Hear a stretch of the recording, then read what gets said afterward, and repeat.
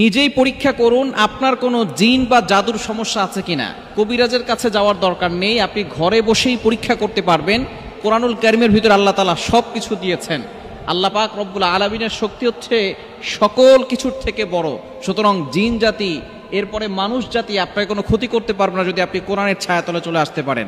আপনি ঘরে বসেই পরীক্ষা করতে পারবেন কেউ আপনাকে জাদু করেছে কিনা, অথবা কোনো জিন আপনাকে আক্রমণ করেছে কিনা।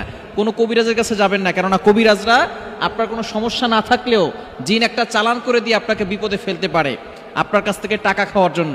এজন্য অবশ্যই আপনি ঘরে বসে পরীক্ষা করবেন কেউ আপনাকে ব্ল্যাক ম্যাজিক অথবা জাদুটোনা করেছে কিনা। খুবই সহজ এবং সুন্দর একটি আমলের কথা বলবো। আমাদের অনেক সময় কি কি লক্ষণ দেখলে বুঝবেন যে আপনার উপরে কেউ জাদু করেছে কিনা অথবা জিনের সমস্যা আছে কিনা। আপনি বারবার অসুস্থ হয়ে যাচ্ছেন, কোনো রিপোর্ট পাওয়া যাচ্ছে না, ডক্টররা কোনো রিপোর্ট দেখাতে পারতেছে না, কিন্তু আপনি অসুস্থ। আবার অনেক সময় দেখা যাচ্ছে যে বাবা সন্তানকে দেখতে পারে না, সন্তান বাবাকে দেখতে পারে না, স্বামী স্ত্রীর ভিতরে ঝগড়া, বিয়ে বন্ধ হয়ে আছে, ব্যবসায় উন্নতি হচ্ছে না, এগুলো সব হচ্ছে ব্ল্যাক ম্যাজিকের লক্ষণ। সুতরাং আপনি নিজে ঘরে বসেই আপনি আমল করে দেখবেন যে আপনার উপরে জাদু করেছে কিনা। একেবারে সহজ আমল। প্রথমেই আপনাকে ওযু করতে হবে। পবিত্রতা অর্জন করা ছাড়া কোনো আমলেই কিন্তু কাজ হবে না। পবিত্রতা অর্জন করে তারপর আমলটা করতে বসবেন। এবং 1 নাম্বার শর্ত হচ্ছে আপনার তেলাওয়াত শুদ্ধ থাকতে হবে। কোরআনুল কারীমের তেলাওয়াত যদি অশুদ্ধ হয় তাহলে কিন্তু কোন আমলেই কাজ হবে না। এবং নামাজের ভিতরে যে আমরা তেলাওয়াত করি, নামাজ ভাঙার 1 নাম্বার কারণ হচ্ছে নামাজে অশুদ্ধ পড়া। এজন্য তেলাওয়াতটা সুন্দর করে পড়তে হবে, শুদ্ধ করে পড়তে হবে। যদি আপনি পড়তে না পারেন কাউকে এনে তার মাধ্যমে পড়াবেন। ইনশাআল্লাহ আল্লাহ পাক রব্বুল আলামিন আমলের মাধ্যমে আপনাকে বুঝিয়ে দিবেন আপনাকে কেউ ব্ল্যাক ম্যাজিক করেছে কিনা। ওযু করে সুন্দর করে ওযু করে আপনি বসবেন। বসে এরপরে আপনি 3 বার দুরূদ শরীফ পড়বেন, 3 বার ইস্তেগফার পড়বেন। দুরুদের ভিতরে সর্বশ্রেষ্ঠ দুরুদ হচ্ছে দুরুদ ইব্রাহিম, যেটা আমরা নামাজের ভিতরে পড়ি। এই দুরুদ পড়বেন 3 বার।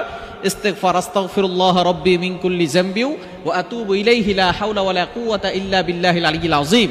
এটা 3 বার করে পড়বেন। পড়ে এরপরে আপনি বাম হাতে আপনার বাম হাতটা নেবেন। বাম হাতটা নিয়ে এখানে ফু দিবেন। ফু দেওয়ার পরে এরপরে বিসমিল্লাহ সহ সূরা ফাতিহা 7 বার পড়বেন। বিসমিল্লাহির রহমানির রহিম পড়ে সূরা ফাতিহা 1 বার পড়ে এখানে ফু দিবেন। এভাবে 7 বার সূরা ফাতিহা পড়ে 7টা ফু দিবেন।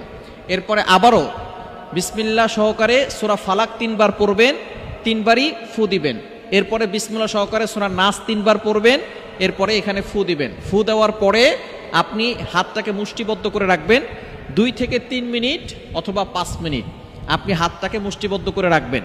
এরপর আপনি কিছুক্ষণ পরে 3 মিনিট অথবা 4 মিনিট পরে আপনি হাতটাকে খুলবেন। খোলার পরে যদি সেখান থেকে কোনো শুটকি অথবা পচা মাছের গন্ধ আসে তাহলে মনে করবেন যে কোনো জিন আপনাকে ক্ষতি করার চেষ্টা করতেছে। জিন আপনাকে